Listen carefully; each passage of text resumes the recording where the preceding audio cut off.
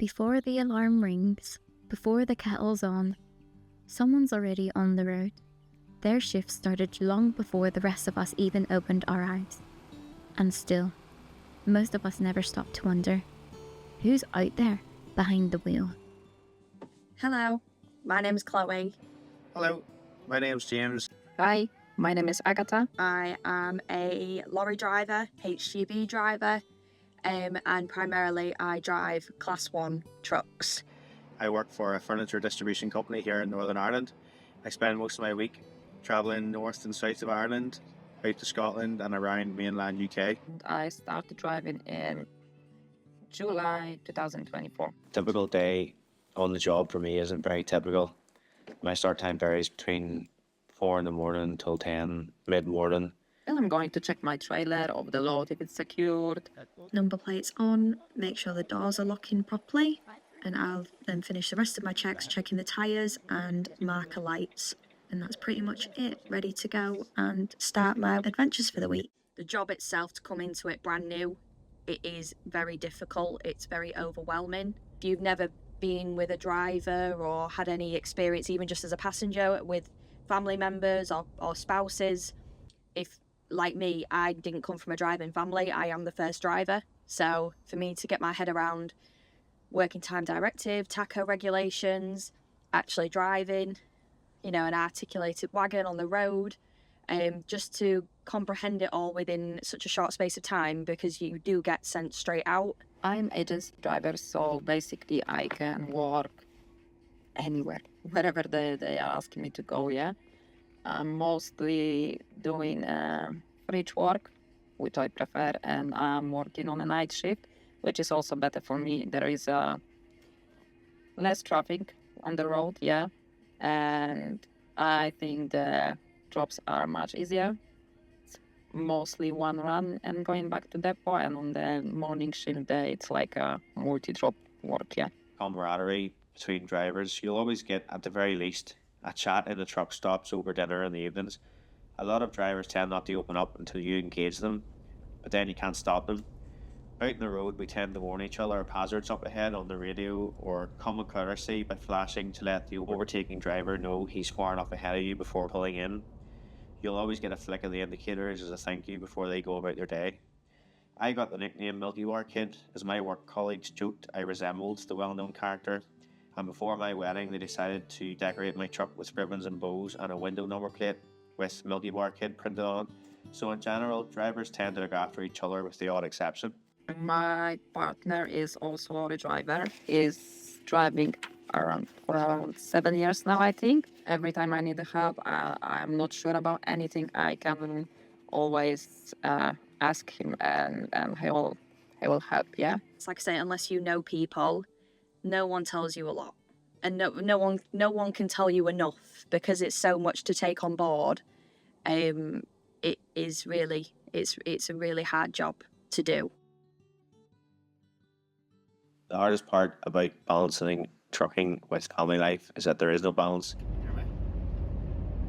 Just trying to stay in contact with my wife and kids, typically with a video or a phone call in the morning. Oh my god, I was up most of the night on the wisdom tooth last night.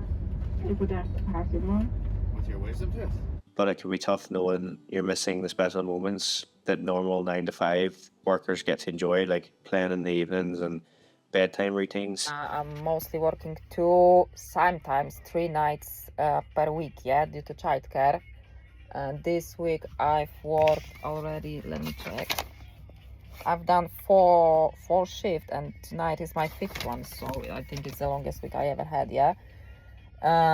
Yeah, it's hard, yeah, especially that I'm driving at night, so I have to sleep during the day, yeah. But I have a son, so sometimes it's very hard to do anything in between that, yeah. But whenever I'm parked up and have to take a full break, or even a 15 minutes break, I'm trying to take a nap. Even 10-15 minutes, it's very, very helpful, yeah. Being away all week, day and night, you feel like your kids don't know you, and you're missing their first steps or their first words and everything in between. It's not a nice feeling knowing all the strain and pressures on your wife running the house and raising the kids at home. The only time off is the weekend, but it's then you have to step into the busy shoes of being a dad and a good husband. Yeah, so throughout my working day, generally if I stop at the services for my 15-minute or my 30-minute break, I tend to be able to call home and check on the kids and see how things are going. I would say services are a convenient place to stop. They're safe. They have everything there that you generally need, albeit the food isn't great. I'm not a lay-by girly. I don't do lay-bys. I've always worked with companies that will provide parking through Snap. So I like my family-run truck stops where you can get a shower and a hot meal. Yeah, your choice is limited. The showers and toilets are okay, you know, depending. Some services are cleaner than others. Some showers are better than others. You just sort of take what you get, and most of the time you don't have a choice because you could be coming up the motorway and you've run out of time, or you've worked out that you can make a certain services and traffic holds you up, and then you end up not being able to make that, so you have to pull in at the nearest services, the closest services, or one that you're going to be passing before the one you were due to stop at. And you know, even in the evening times, it can be tricky to get parked there because it is so busy. And of course, you know, you don't really have a choice. You're legally bound to stop. Motorway services offer a brief pause, a hot drink, a phone call, a breath. But the road doesn't stop there. After the fuel and the food comes the waiting for the next load, the next mile, or the next ferry. Transport and shipping is the backbone of everything. I'm Stephen Smith. I am the director of a large cold storage and shipping company. At the moment, ships have to go in for their annual oil changes and painting or whatever gets done, and you'll have a different ship on a route, which causes its own problems because not every ship's the same, and that causes delays. Yeah, ferries can be interesting. I've been on the way home, you know, coming up from mainland UK, heading back to Ireland, and due to storms and heavy weather, you know, they could just cancel ferries just like that, and there's nothing you can do about it. We mainly deal with like the transport managers of various haulage companies, but sometimes they give their drivers free rein to ring us. Leave that with me, I'll try and get that confirmed up there. That'll do, no problem. Alrighty. Thank you. Grand job, thanks. I appreciate both sides of the job. To go from an admin-based job where it's all sitting at a computer and it's a lot of brain work. It's basically just a constant information exchange. Most of our business is done in the Irish Sea, here in GB. It's a busy stretch of sea. We find that traffic normally travels in similar waves, so there's bottlenecks. For example, Sunday evening into Monday and Tuesday would be very busy going from NI to GB, and later in the week it'd be Wednesday, Thursday, Friday from GB to NI becomes a problem where everybody's trying to travel at the same times. It becomes very difficult to manage. Most of the stuff whenever I started was mostly running traffic. That was the full lorry with the driver travelling a lot. Now, since the driver's hours become a major thing, hauliers can't afford to have the driver sitting on boats wasting time. Now that means that basically the driver's not wasting time. He comes into the port, drops a trailer, lifts another trailer and goes, and that's ideally the way they want it to work. Is a major pain because you have to get information out to everybody. And somebody's coming up the road expecting a trailer to be there. Because of driver's hours, they could run out of time. The Taco machine records a driver's working day onto their personal driver card. The Taco basically records driver's drive time, working time, and rest time. We can drive 9 hours a day, but it can be extended to 10 hours twice a week. Our daily rest has to be 11 hours a day, but this can be reduced to 9 hours 3 times a week. I've also had times where I don't have enough drive time or I don't have enough working time to be able to get to the next ferry. Means they might not be able to deliver the load, or they get there late, the customer can't take the load because they're being booking in time, then they can't do their next load they're supposed to do. So the whole is a big knock-on effect, and it could be a minor delay, only a few hours, could cause major repercussions for the rest of the week. Delays, queues, and long waits are just another part of life on the road. But for some drivers, it's not just the waiting that's the hardest part. It's the risks that come with being alone, far from home, especially when you're a woman, in an industry still built for somebody else. When I started the first job, I was paired with the other driver, yeah? He was around, I don't know, maybe 50 years old.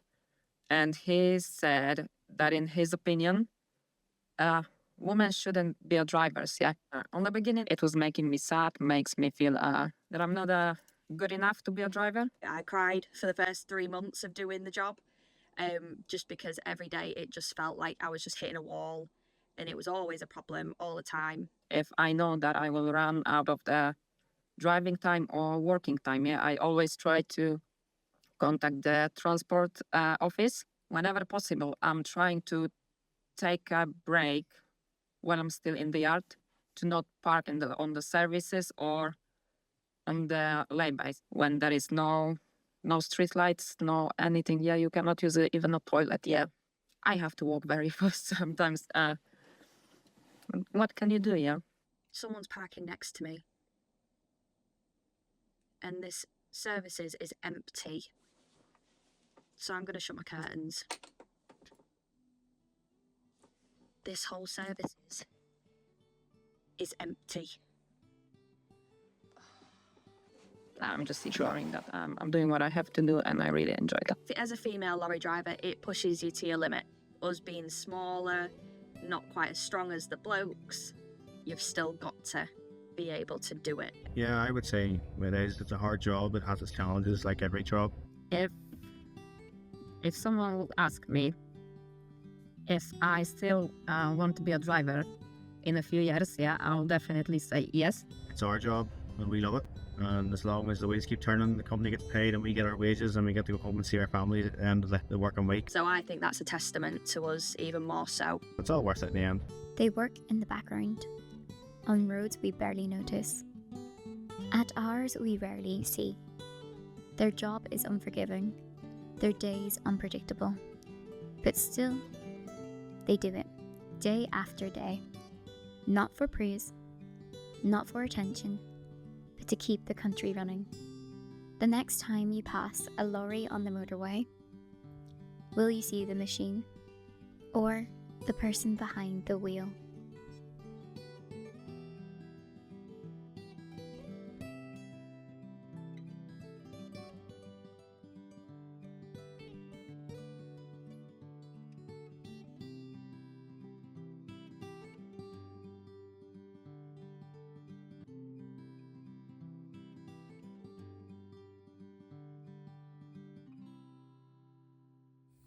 So tell us, how do you keep your home squeaky clean and fresh? Well, this will be brand by Dettol.